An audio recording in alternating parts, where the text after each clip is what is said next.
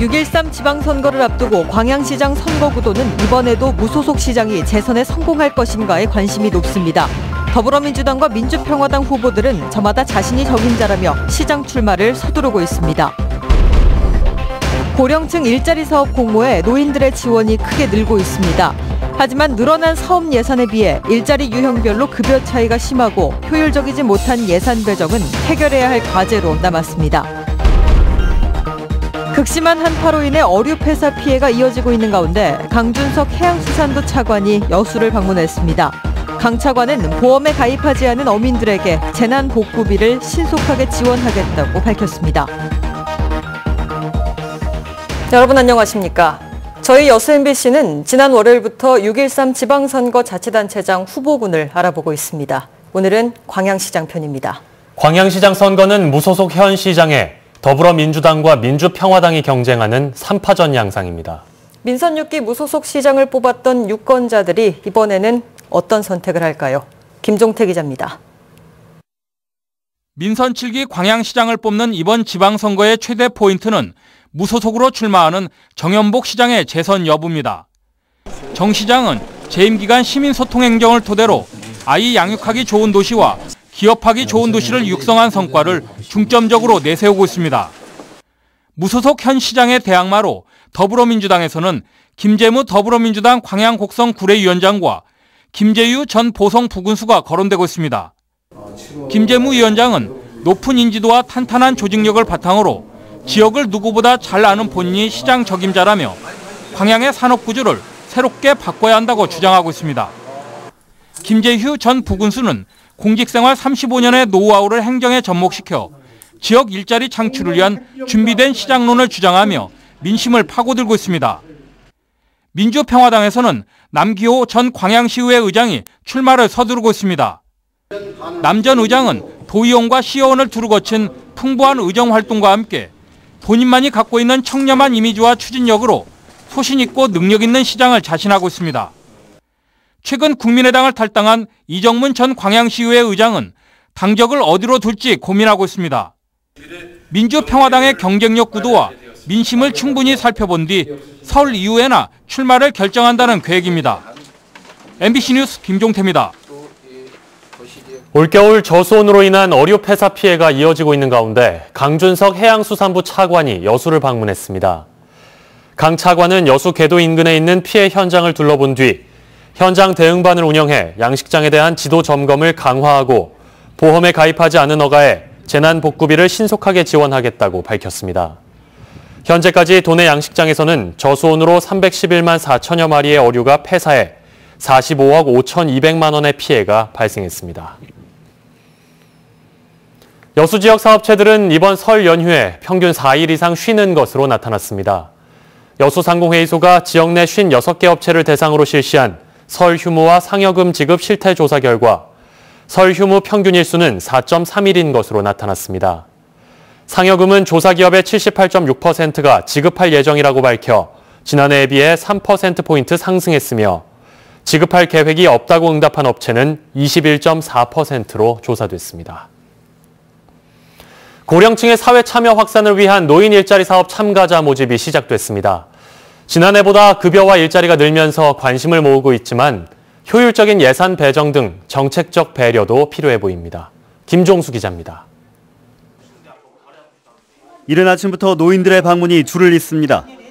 이번 주부터 시작된 올해 노인 일자리 사업 모집에 지원하기 위해서입니다. 안 했어. 이제 처음이니까 한번 해보라고. 전국 50여만 개의 노인 일자리 사업 가운데 전남에 배정된 인원만 3만 1천여 명. 지난해보다 사업 규모가 커졌고 새 정부 출범 이후 급여도 늘면서 더욱 관심을 모으고 있습니다. 지난 2004년부터 시작된 노인 일자리 사업은 고령화 사회를 극복할 수 있는 좋은 대안으로 평가받고 있습니다.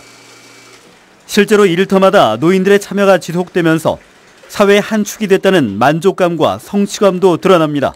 일을 여기 사니까 참 너무 고맙게 생각하는 분이에요. 그리고 이 일자리라서 굉장히 마음에 맞네요. 우리로서.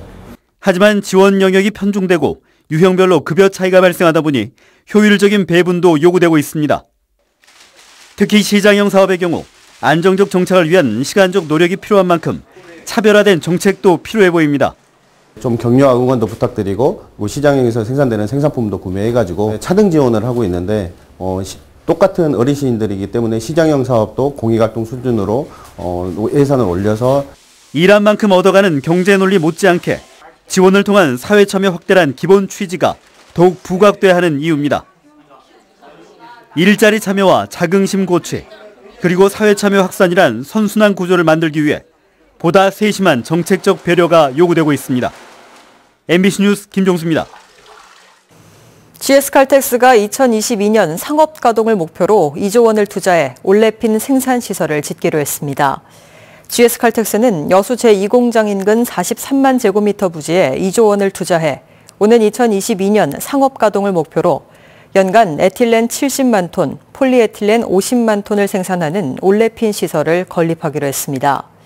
내년에 착공되는 올레핀 시설은 나프타 외에도 정유공장에서 생산되는 LPG와 부생가스를 원료로 사용할 수 있으며 연간 4천억 원의 영업이익이 전망됩니다. 노동단체가 최저임금 준수 여부에 대한 실질적인 근로감독을 촉구했습니다. 민주노총 전남지역본부는 오늘 여수와 목포에서 기자회견을 열고 최저임금 인상 이후 사업자 측의 불법과 편법이 끊임없이 일어나고 있다며 노동당국이 보여주기식이 아닌 적극적인 근로감독에 나서야 한다고 강조했습니다. 한편 민주노총에 접수된 최저임금 위반 사례를 살펴보면 상여금과 식대를 기본급에 포함시키는 경우가 22.6%로 가장 많았고 근로시간 단축 17.3%, 일방적인 상여금 삭감 16.5% 등으로 조사됐습니다. 광양항 내 원활한 전력 공급을 위해 배후단지의 대규모 지중화 사업이 추진되고 있습니다. 광양시는 최근 광양항 배후 부지에 154kV 지중화 사업을 추진하기로 하고 전라남도 여수광양 항만공사가 참여한 가운데 사업비 분담과 변전소 위치 등을 논의했습니다. 550억 원의 사업비가 들어가는 이번 지중화 사업을 통해 백운 변전소에서 배후단지까지 7.5km 구간에 지중화 선로와 변전소가 설치됩니다. 광양시는 지중화 사업이 완료되면 광양항의 안정적인 전력 공급을 통해 대용량의 전력이 필요한 제조기업들의 유치가 가능할 것으로 기대하고 있습니다. 농한기 효자 작목으로 자리 잡은 거문도 해풍쑥이 출하되기 시작했습니다. 여수 거문도 해풍쑥 영농조합은 지난달 중순부터 해풍쑥 수확에 나서고 있습니다. 거문도 해풍쑥은 고유의 향이 짙고 영양이 풍부해 다른 지역의 쑥보다 60% 이상 높은 가격을 받고 있으며 올해도 연간 150톤 생산으로 18억 원이 넘는 농가 소득이 예상됩니다. 여수시 661만 5천 원, 고흥군 도양읍 녹동 현대병원 임직원 1동 100만 원, 녹동 라이온스 클럽 100만 원, 순천시 덕연동 74통 세영 더 좋은 아파트 주민 94만 6천 원, 고흥군 도화면 지호마을 주민 60만 원, 순천시 풍덕동 6통 주민 54만 5천 원, 순천시 덕연동 5통 벽산아파트 107, 108, 110동 주민 50만 6천 원, 동부아파트 103동, 104동 주민 41만 9,800원, 고흥군 도화면 신오치마을 주민 39만 3천 원, 오치마을 주민 35만 원, 도양읍 용정마을 주민 34만 7천 원, 여수시 대교동 1통 김창현 통장님의 주민 34만 원, 순천시 조곡동 11통 주민 33만 9천 원, 덕연동 50통 주민 30만 3천 원, 고흥군 도양읍 이태리 기업 이형식 30만 원, 여수시 화양면 구미마을 주민 20만 원, 여수시 중앙동 센터폴 5만 원, 칠보당 5만 원, 르카프 5만 원, 아놀드 파마 5만 원, 한사랑 의원 5만 원. 성금을 보내주신 분들께 감사드립니다. 다음 소식입니다. 지난달 10일 이후 조류 인플루엔자가 소강 상태에 접어들고 있는 가운데 설 연휴 등 대규모 이동 시기에 맞춰 방역 활동이 강화됩니다. 현재 도내에서는 순천과 고흥의 10여 곳을 포함해 모두 300여 곳의 방역 초소가 운영되고 있으며 명절과 올림픽 기간 AI 확산 방지를 위해 12일과 19일 이틀에 걸쳐 축산농장과 축산시설을 중심으로 일제 소독이 이뤄질 계획입니다. 방역당국은 특히 귀성객들의 축산농가 방문 자제를 당부했습니다.